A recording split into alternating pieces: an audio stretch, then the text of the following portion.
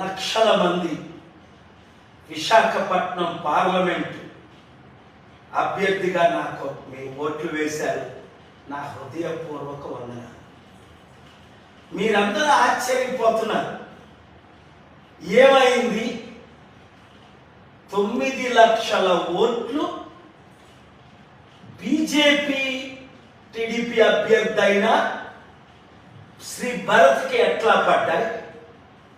1000లో 1 కూడా కనీసం 9 లక్షల్లో 10% 90,000, 1% 9,000, మనకి 8,000 కూడా ఎందుకు పడలేదు అంటే 1000 ఓట్లు భరత్కు పడితే మనకి 1 కూడా ఎలా పడలేదని ఆశ్చర్యపోతున్నాడు భరత్ కూడా.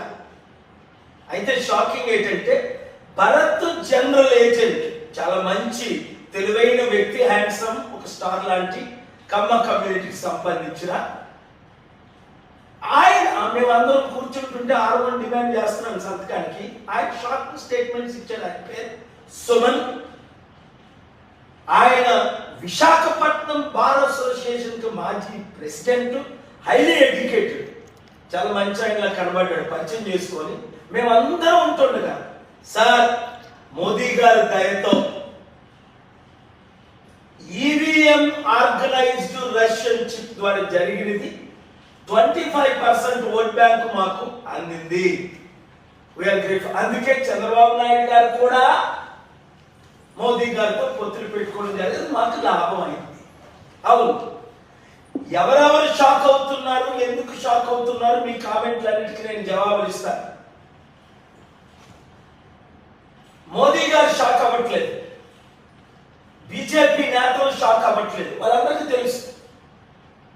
అసలు కరెక్ట్ గా చెప్పాలంటే 238 బీజేపీకి రాలా, దాదాపు 150 రఫ్గా వచ్చింది. కానీ ఎన్డీఏ జూన్ 1 నేను ఏం చెప్పాను, 300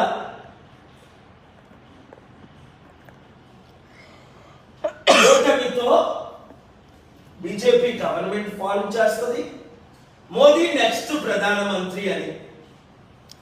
చాలా మంది దాదాపు 280-300 ఇండియా కూటమి అంటే రాహుల్ గాంధీ, మమతా బెనర్జీ, సిపిఐ, సిపిఎం, వీళ్ళందరికీ కేజ్రీవాల్ వస్తుందని అంచనా. అయితే 200 దాదాపు 32 వరకు వచ్చాయి ఇండియా కూటమికి.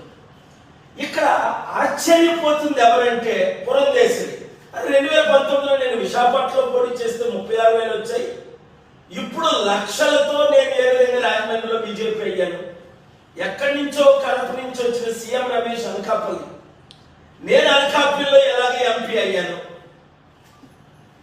ఇలాగ బీజేపీ నాయకులందరూ ఆశ్చర్యపోతున్నారు.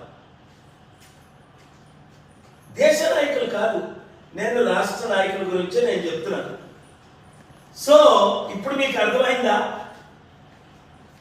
ఆశ్చర్యం ఏమిటంటే చంద్రబాబు నాయుడు గారు, పవన్ కళ్యాణ్, లోకేష్ షాక్ అవుతున్నాడు. పవన్ కళ్యాణ్ చూడండి, ఏం చెప్పాలో అర్థం అవట్లేదు.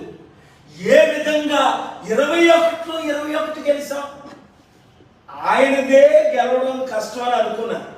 అయితే జగన్మోహన్ రెడ్డి గారు ఎక్కువ షాక్ గురయ్యారు. ఆయన చెప్పలేకపోయారు. ఎందుకు? 32 కేసులు ఉన్నాయనా, 11-12 కేసులు. మాకు ఆశ్చర్యం అయ్యింది. మేము ఇన్ని సేవలు చేశాము, ఆరామస్థాన్ సర్వే ప్రకారం 94 నుంచి 104 రావాలి, మాకు ఎందుకు రాలేదు? ఇన్ని కోట్ల మంది లక్షలకు 2,70,000 కోట్లు డైరెక్ట్ ట్రాన్స్ఫర్ చేశాం. అవును, అవన్నీ సత్యాలే. ఆయన చెప్పలేదు, నేను చెప్పగలను. ఎందుకంటే నేను మీ కొరకు ఫైట్ చేస్తాను. ఫస్ట్ మన గురించి మనం మాట్లాడదాం. విశాఖపట్నం కొంతమంది కామెంట్స్ ఏం పెడుతున్నారు, మరి అయోధ్యలో ఎందుకు బీజేపీ తక్కువ ఓట్లతో గెలుస్తుంది?